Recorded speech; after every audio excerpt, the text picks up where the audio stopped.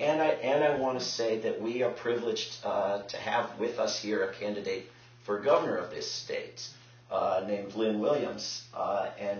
And if she wanted to open up the discussion or say anything at all, I think that would be very useful.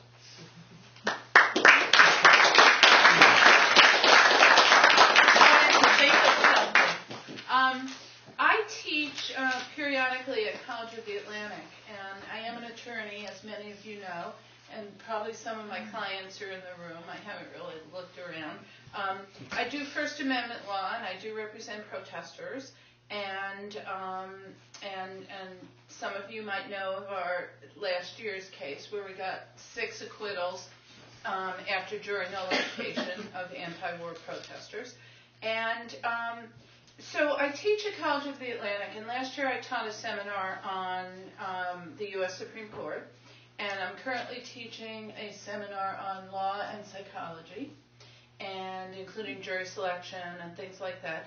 And I'm finding that the young people are hungry for this information. They are trying to make a connection, I think, between what their gut's telling them in terms of activism and how to really articulate the struggle. And, you know, I come out of the 60s. I'm almost 60 years old. And I was an anti-war activist, and we had teach-ins and everything. And we had an intellectual foundation for our work.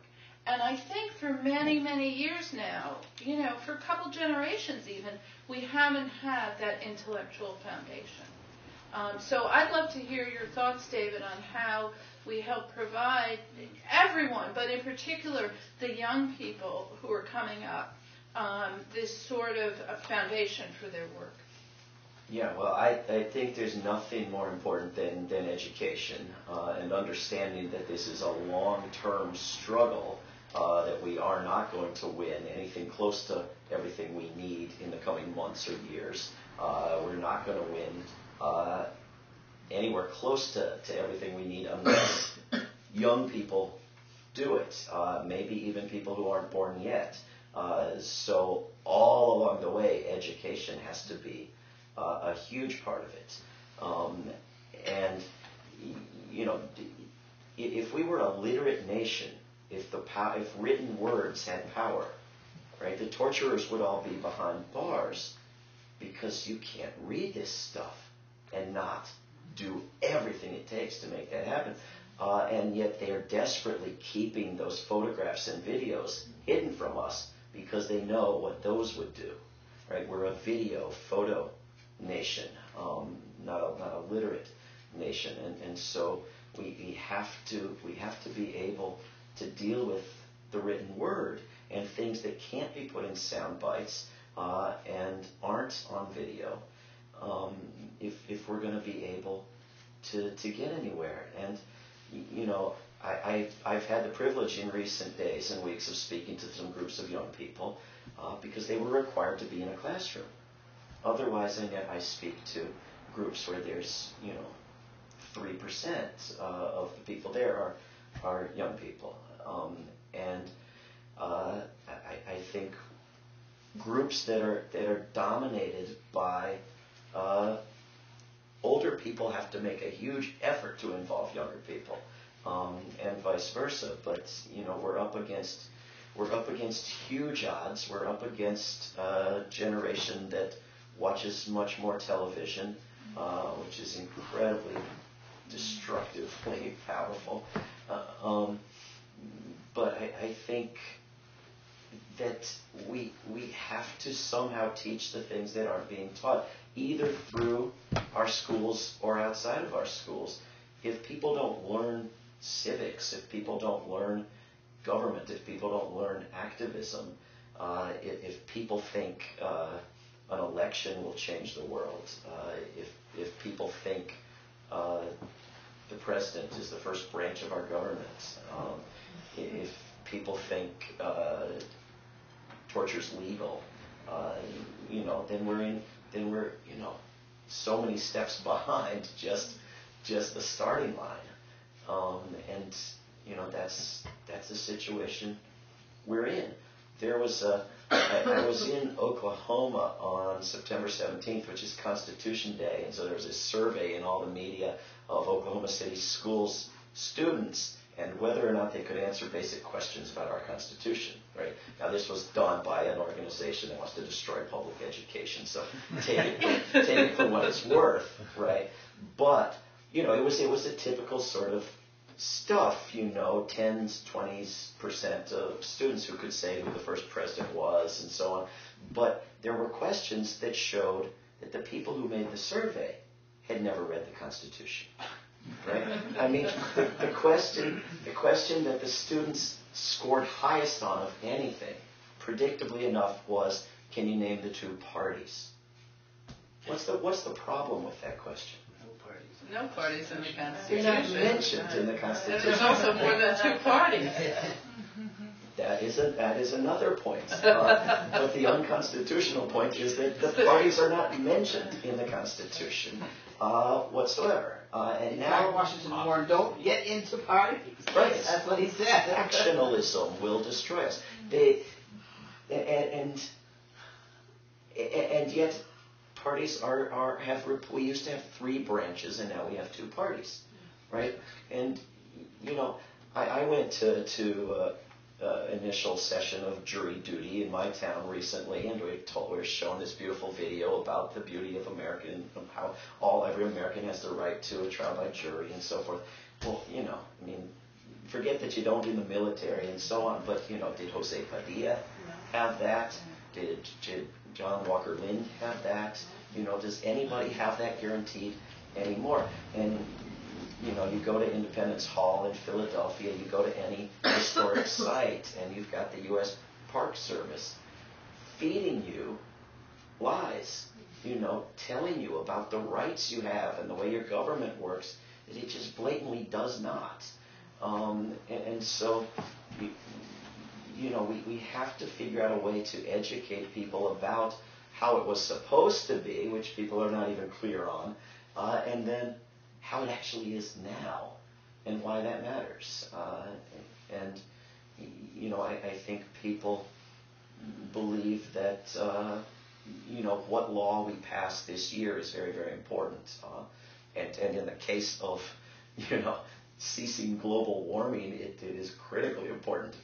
But, you know, if we're putting dictatorial power in the hands of one individual followed by another one individual, for president after president here on out for decades, that is overwhelmingly the most important thing we are doing.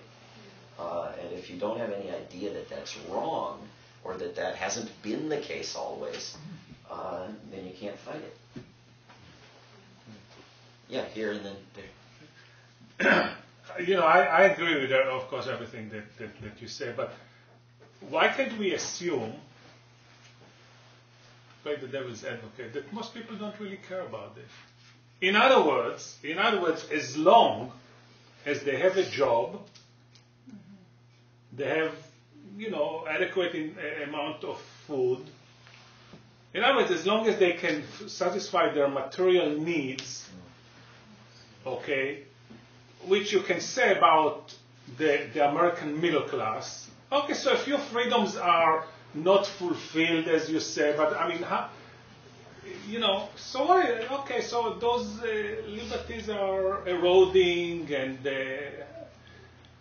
because you see, the point is, even if this is the situation, and you're absolutely right. I mean, so how come we really don't see some kind of a tidal wave in this tidal wave in this country, protesting and demanding and saying, fulfill our constitution, give us back, etc., etc. See what I'm asking? That's a good idea. Let's do that. No, but what I'm saying is, you know, where does the, you know, I don't know. I don't have any reason why you shouldn't assume such things. But you know, education includes moral education, not just factual education. And for selfish, self-centered people, it ought to be useful information that when the environment goes to hell, it goes to hell in their town too. And when nuclear bombs fall, they get incinerated too. And when it becomes an offense for which you can be imprisoned to express the wrong view about some issue, they are going to be at risk of that too. When people begin to be profiled and locked up for what they look like or what group they're in, then some people are going to be at risk of that too. And this goes for very engaged, active citizens doing wonderful, absolutely necessary work, like making a organic urban garden or whatever. If you're retreating from national demands, you have to understand that when there's a war, your urban garden is going too. You can't run. You can't. I'm not political. I don't have an interest in politics. Well, politics has an interest in you, and it is going to determine whether you can have a job, right?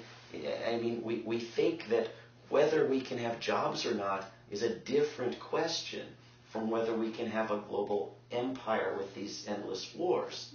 It's not a different question, right? And we think that whether we can have a clean environment is a separate question. Young people are energized about the environment,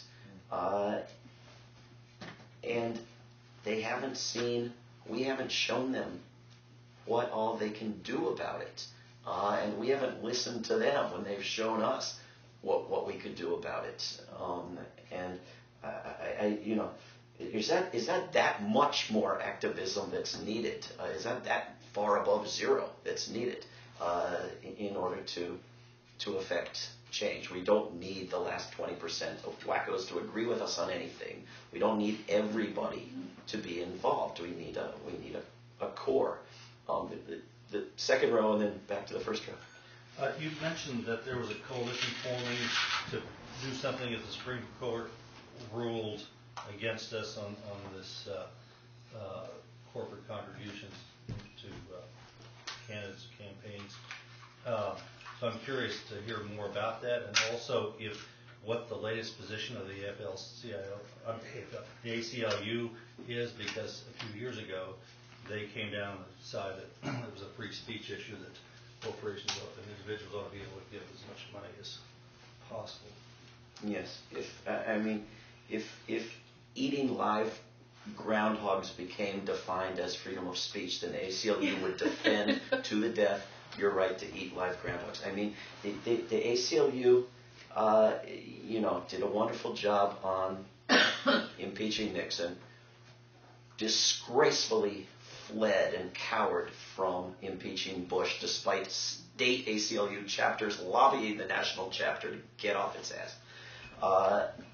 But the minute Bush and Cheney had done all the damage they could do, from that point to this, the ACLU has done a wonderful job on trying to prosecute these crimes, and has done more than any media outlet or or our Congress or anything else on exposing the evidence of the crimes. So the ACLU has done a lot of good work, and I used to be part of the ACLU, and I now work with them as an ally of them. But to my knowledge, they have long had and still have the opinion that because someone has said spending money is a free speech issue, they will defend your right to spend money as if it's a free speech issue. And whether that does more damage that outweighs the good that they do in pursuing accountability for torture, it's a hard thing to weigh, but it certainly is not a view I support. Yes, and the coalition that's forming to react to the Supreme Court rules against us on this issue. I obviously can't name groups that are in the process of forming a coalition to at some point announce, but there are good, large, well-funded organizations and smaller ones working together to put a campaign in place and have a website ready to go that afternoon when this decision comes down. And I think it's an opportunity perhaps to tap into people's energy. I mean, when people see something that shocks and offends them, and they see a credible avenue to fixing it, they can sometimes amaze you with their willingness to get involved and do work. I mean, logically, we should all work hardest when things are grimmest and we don't see any hope. But typically, people get involved when it's least needed and when there's something that shocks and offends them. And so we had this experience 5 years ago when the Downing Street Minutes came out, and we said, here's an authoritative piece of evidence for what we've been screaming for the past couple of years, that we were lied into this war in Iraq. And it was a moment when the Democrats were in the minority and were feeding us all kinds of lies because they wanted to be in the majority, and so they're gonna end the wars and impeach them and so on. And we've got the ranking member in the Judiciary Committee holding pseudo hearings in press conference rooms to say, we're going to pursue this, we're going to impeach them, and so on. And so you had just millions and millions of Americans shut down major media outlets with the volume and the passion of the phone calls and the emails and the faxes and the protests in their lobbies, and you had editorials, we won't cover it, leave us alone, and then you had front page stories. And then you had months go by, and you had the Democrats in the majority refusing to do anything, and you had another piece of evidence come out that was twice as good, and you had another one come out that was 3 times as good, and you had this arsenal of smoking guns just piling up with diminishing returns, and just less and less willingness of the American people to do what they'd shown they could do. It was very, very easy and it was enjoyable, but they wouldn't do it again and again because it didn't work the first time, and so that first time was just this combination of all sorts of factors that led to people jumping in and doing something, at least for a month or so.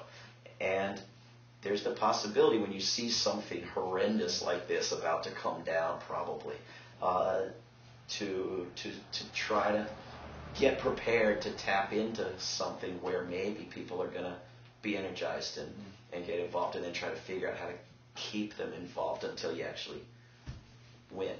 So the goal of this coalition would be education, or would be trying to mobilize behind certain kinds of actions or legislation, or just... Possibly legislation, certainly constitutional amending. Yeah, and does the Common Cause bill that's been introduced into Congress on clean elections, does that play a role in any of this? It's related. It's it's a law. It's not an amendment. It's a good law, but it's certainly related. Let me just try to get a few more questions right here. That's what you were talking about in terms of getting everybody active and trying to analysis of what's going to make them care, this type of thing. I know that it has to touch people. I think part of the strategy that we have to use for the Better Union is to try to explain to people how it does touch them. Because I remember from the 60s, if you do, the idea, the public was basically accepting what was happening in Washington until they changed the draft. And then suddenly, the middle class kids, whether they were in college or not, if the number was pulled, they went and they died. And that changed, that put people on the streets demanding an end of the war. And they were middle class people on the streets demanding an end of the war. And it was hitting them personally. Looking at AIDS, I mean, no one cared at all. Oh, it's those people, they deserve it, until the news started coming out. Well, you don't have to be gay to get AIDS. There were all kinds of people that weren't gay. And even women were getting getting AIDS. And all of a sudden it was, people I had a cousin and someone else had an uncle. And they're in our families too and they're going to get AIDS. I mean, it started reaching out and people were convinced it was touching them. And the elections last fall, I think one of the reasons so many people got out to vote is because it was hitting, the crash was hitting their pocketbooks. So what we have to do is try to explain all these lack of enforcement, never mind getting new laws, new constitutions, at least demanding enforcement of what we have, show people how that will affect them in a good way. And if you don't do that, they're not going to care. They have to show them you're going to benefit from this, and this is how. When you said earlier today you gave usaspending.gov, costofwar.com, getting that information in people's hands so they could say what the war is costing you, but look, if we don't have that, this is how you'll benefit. That's the way we have to do it. It's more to that point than just the, oh, but it doesn't cost me anything, I'm going to have to pay my taxes anyway. But look, if it's not there, this is what you can have. That might be better. Yeah, I think for anyone who doesn't already know, costofwar.com will tell you how much your state or your county or your town has spent in tax dollars on the wars in Iraq and Afghanistan, one or the other or both. And you really have to multiply that by 3, 4, 5 to get even close to a realistic figure, because you've got the interest payments on the debt, it's all borrowed, you've got the care for the veterans, etc. And militaryspending.gov will show you in your area where what the biggest government contractors are, and all the top ones will be military, and that's additional spending. And yes, it creates jobs, but it creates fewer and less well-paying jobs than non-military investment, and it does less good and has all kinds of damaging effects. And costofwar.com will let you, you can translate it into how many houses you could have built or how many teachers you could have hired and so on. And so you can do the calculation to get the real totals there. And then opensecrets.com will show you who's giving money to your Congress member, who's enforcing these policies, and you'll see the same government contractors at the top of those lists. Way in the back behind the cameraman, or I can't see her. Yeah. Okay. There have been several issues, and you brought up, and some that you haven't. But and I'll just touch on, I guess, two that are kind of important. One is called the Patriot Act, and you haven't touched upon that. I would like to see that rescinded or done away with, and I keep writing my congressperson, and I don't see it ever happening, or I don't know if maybe you could enlighten the process on that. I went to a school of law library, and I said, I'm going to read this, and it was just astounding how big it was. Number two, I'm thinking of Guantanamo Bay, and I'm thinking of 13 Chinese Muslims that have been also cleared from the by the Pentagon back in 2003, saying that these people did not, they're clear, they haven't committed crimes, and yet they're still held. And I'm thinking of January 22nd is supposed to be closed, and Eric Holder came to the University of Maine and stated out loud, we will be closing it. And where are these people going to go, A, and B, why are we still keeping them? It's just kind of embarrassing, I guess, is my thoughts on that. Those are two issues I'll throw out. Who are frequent flyer miles, and ask them where they want to go. I apologize for not talking about the Patriot Act. There's 936 very, very important things I didn't talk about. I appreciate you not criticizing me too severely. I've been called very, very bad names for failing to mention Blackwater or failing to mention, you can't mention everything. It doesn't mean it's not important. I too would do away with the Patriot Act. We have Congress members and senators who've been elected on a platform that they would do away with the Patriot Act. We have Democratic leaders who have opposed it and denounced it for years and years, who are now heavily compromising with it. The ongoing markup on the House side, as well as previously on the Senate side, is being pushed in all the wrong directions by the White House, and it's something that I don't know what the polling is on all the issues in the Patriot Act, but it's very unpopular among a huge section of the population, and writing letters is almost never enough.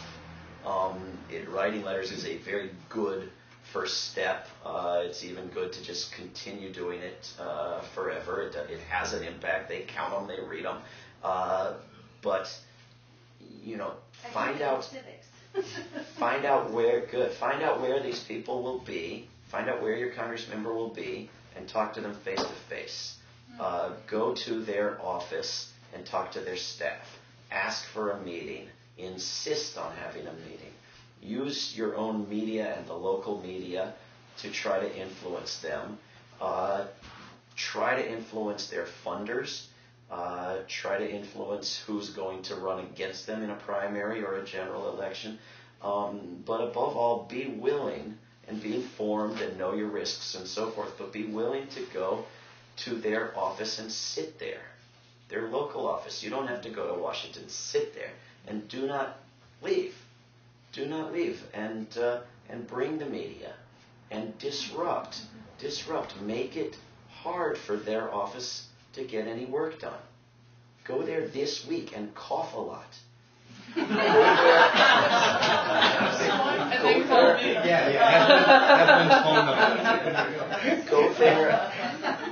Go there and bring video cameras. Everybody bring video cameras and film the staff and open drawers and film everything. Attach little gadgets to their phone lines, And, ask them if they want a warrant. Ask them what kind of problem they have with it, And film the whole thing, And bring polling of where their constituents stand, and ask them why they won't listen to their constituents, and be willing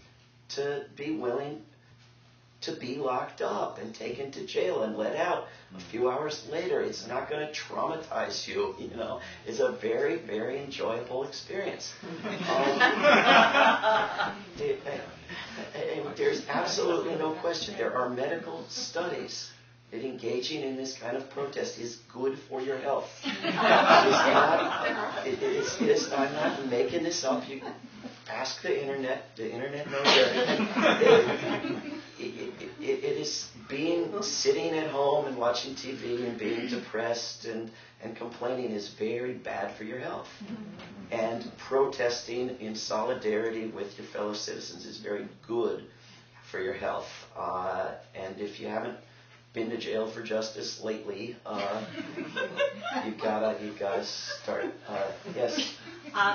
I just wanted to build on that some. You've been traveling around the country, this amazing book tour, 48 cities, and I think you said you're halfway through. I'm wondering, as you're going around the country, are you finding communities of people who are involved and concerned and doing good things? You mentioned Amherst was one example. I wondered if there were others. Well, passing resolutions is a great thing. It often influences state legislatures and Congress members, and it's obviously much more direct and democratic and easier to do. And there are towns in Vermont and here that have passed ordinances. If Bush and Cheney and gang set foot here, they'll be arrested. That's a very powerful thing to pass. Amherst has passed a resolution saying, we welcome victims of Guantanamo here. Berkeley has now begun passing resolutions signing on to international human rights treaties that the United States violates. We saw hundreds of resolutions against primarily the Iraq War, but all of these wars, over 100 for impeachment.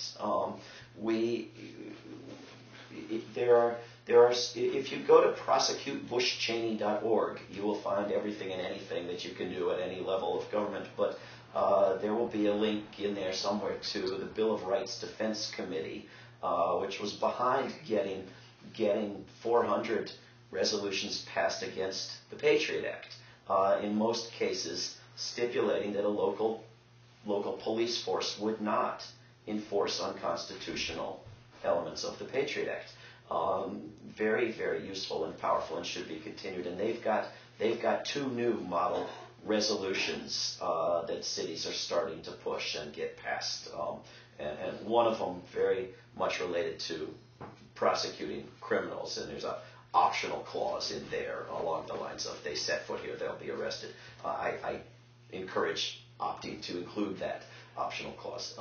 But it's a very useful tool, and I would do the one that Amherst did absolutely right now. It's at the top of the news, but I would do all of them at the local level and in organizations, and then at the state level, and then talk to a Congress member about what's being passed by the local jurisdictions, the local towns and cities in their district, and why they're not paying any attention. But sort of on both of these questions, closing Guantanamo is sort of a bogus demand to begin with. We want to end these policies anywhere, not just close one site.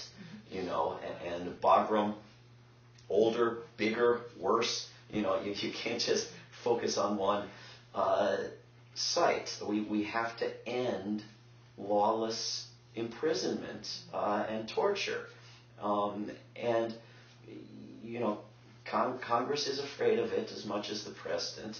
And I think a large part of what they've done is make the public and then themselves afraid of these people as if they're demons and monsters, right? I mean, the two fundamental uses for torture are to generate false information that you want to hear, and to scare people that they will be tortured, and to scare the people in the homeland of the beasts that you can't speak to, that you have to torture, right? And so we've convinced ourselves that these dark-skinned Muslim foreigners can't be spoken to, and they're monsters, that you can't let them out of prison, even if they're innocent of any crime.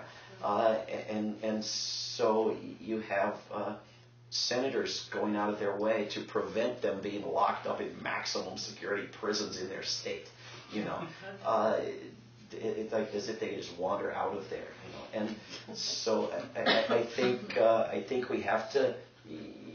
We have to focus on what's happening in Guantanamo, but it can't just be close Guantanamo, which for a long time now, even with the initial promises, involved trying some people, which we're just maybe getting around to, freeing some people, and imprisoning some people somewhere else permanently without any rights. That's not good enough. The second row here and then the first row. I just note that a lot of the practices at Guantanamo, Bagram, and the other places didn't arise out of the military and based on some foreign threat. These things all come right out of the U.S. prison system. So if you want to start talking about reforming that, you need to reform deal with the American prison system, because it does these things all the time: the psychological torture, the physical torture. And there are groups working on that as well, both in Maine and nationally. But this is not a recent development by our federal government. This has been going on in the prisons for a long time. Absolutely, it is, and in privatized prisons and for-profit prisons, and for a long time in our so-called intelligence agencies. And but a lot of it has been more outsourced to others. Not the domestic torture in prisons, but our national use of torture has been more outsourced. There's been more of at least a pretense of shame about it. Now we have a former president and vice president bragging about it on television.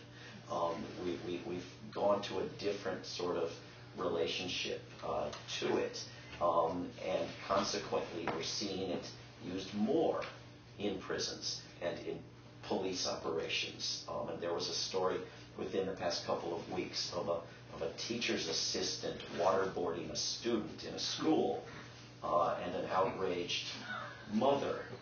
And I just could imagine Eric Holder explaining to this mother the value of looking forward, right? I mean, we're to the point where these things trickle down, just as they did within the military, and it's still there, and it's still there in Guantanamo, and it's still there in Iraq, because it's not being treated as a crime, and they know that there's no real penalty for doing it.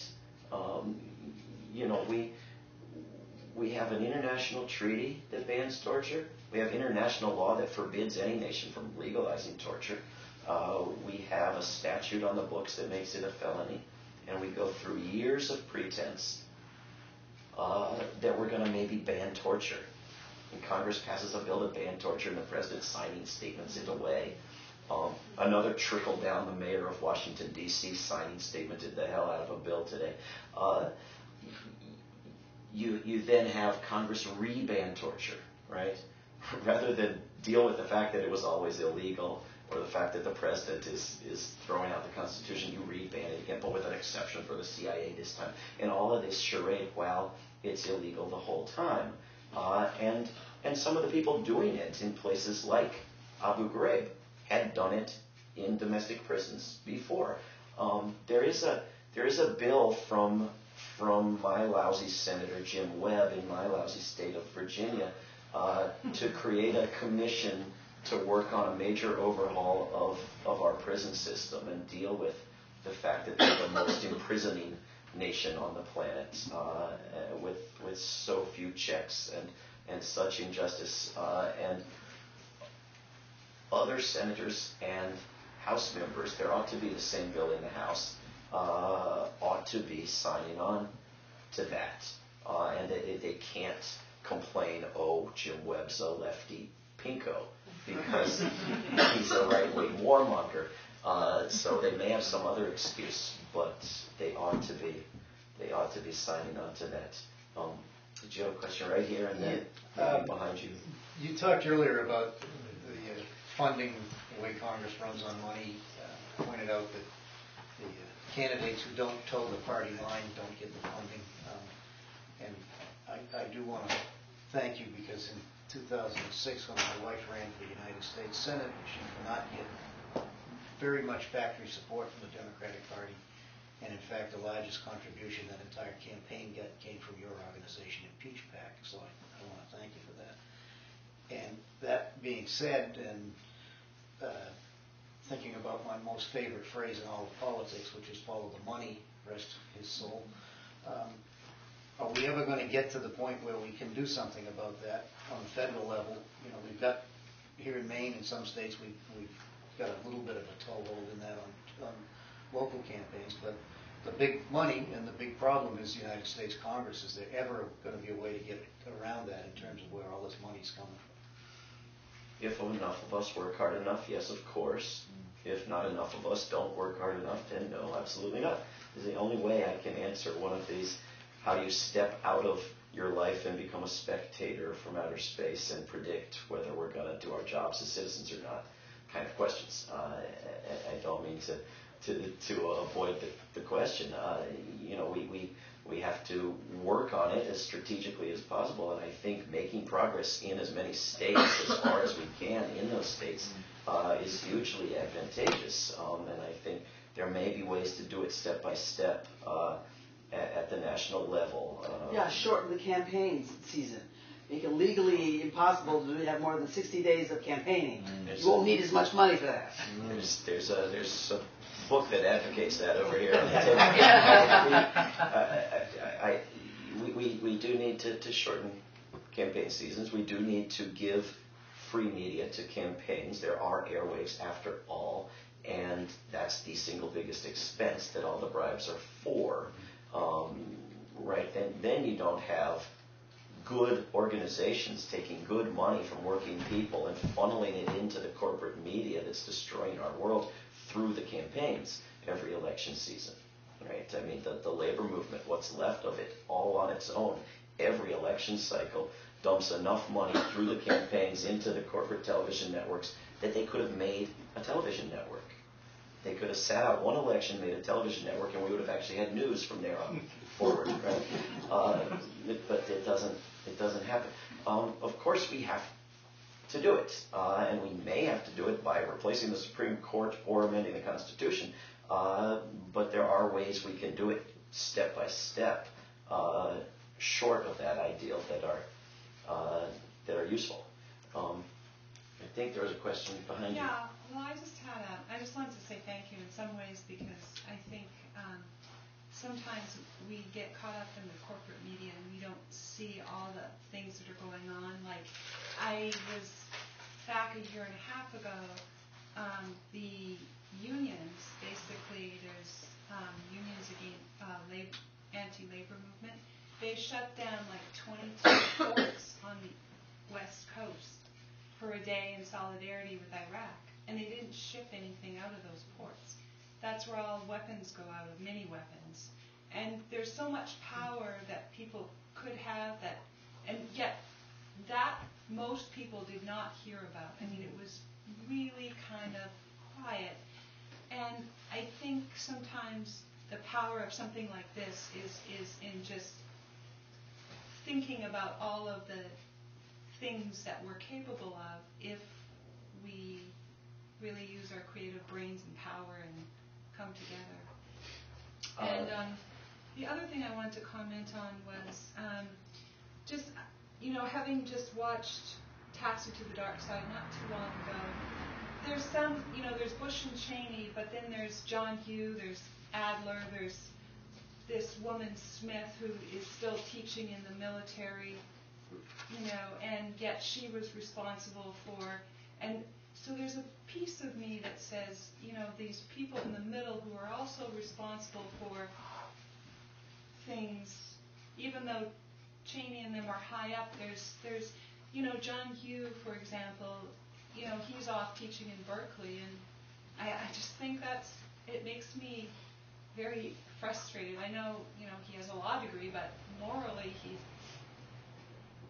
he's not a lawyer if that means an upholder of laws. And you can go to Disbar, torturelawyers.org, and help with disbarment. You can complain to the Ninth Circuit. A friend of mine who's been protesting Jay Bybee every day for a long time now met with the Chief Justice on that court yesterday to discuss the need to get rid of Jay Bybee. If you go to prosecutebushcheney.org, which is part of afterdowningstreet.org, you'll find everything you can do. These people should be disbarred. There should be complaints.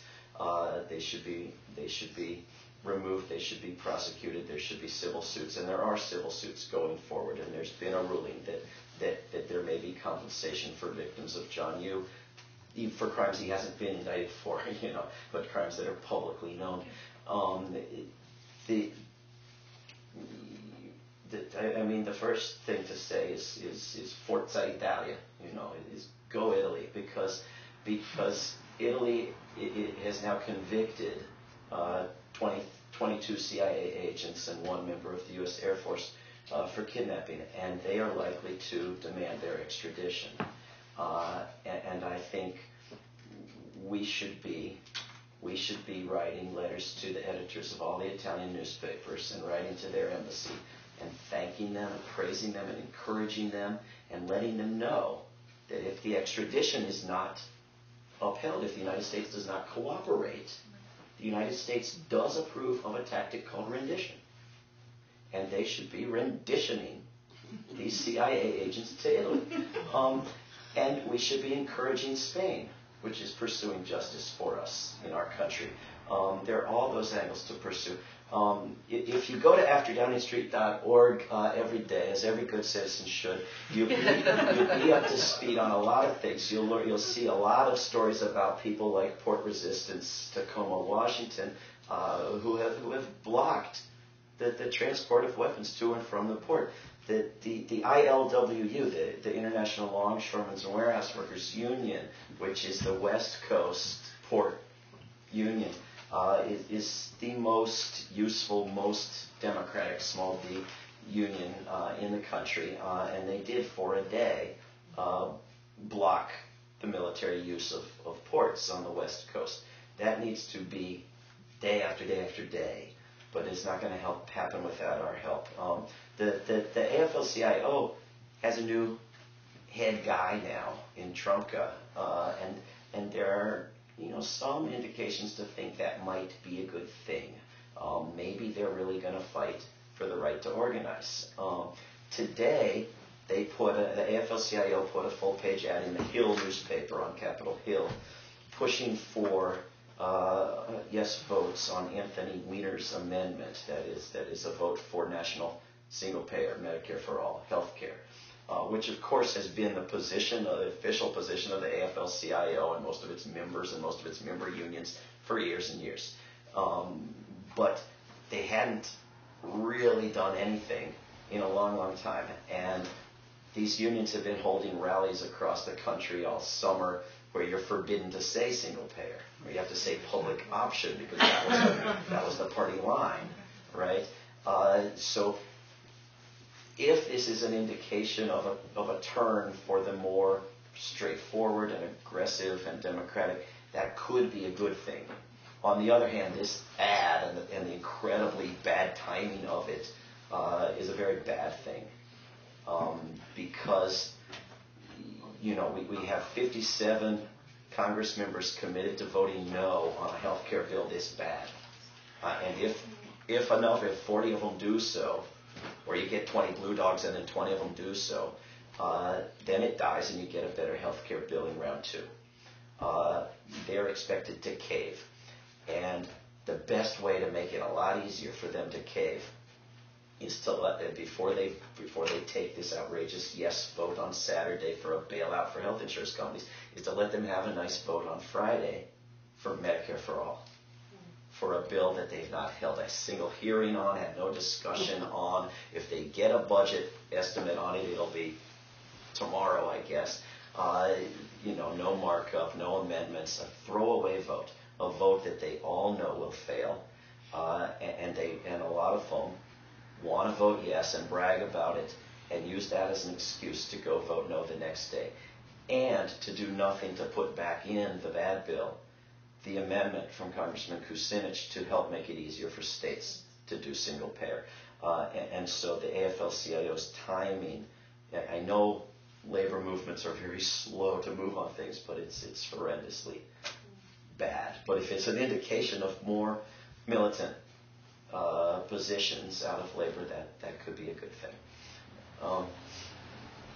In the back. Mention in that regard that Saturday there will be a rally outside of Representative Michaud's office calling for single payers. So if you're around at noon on Saturday on State Street. Well, tell him now that if he wants states to have the right to give their residents health care, then he ought to demand that the conference committee put the Kucinich amendment back in the bill. And then whether you support the bill or not, it can be a separate question, but at least put that in there. Maybe a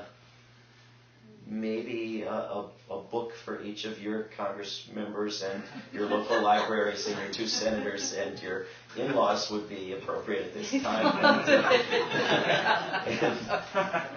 And thank you all very, very much.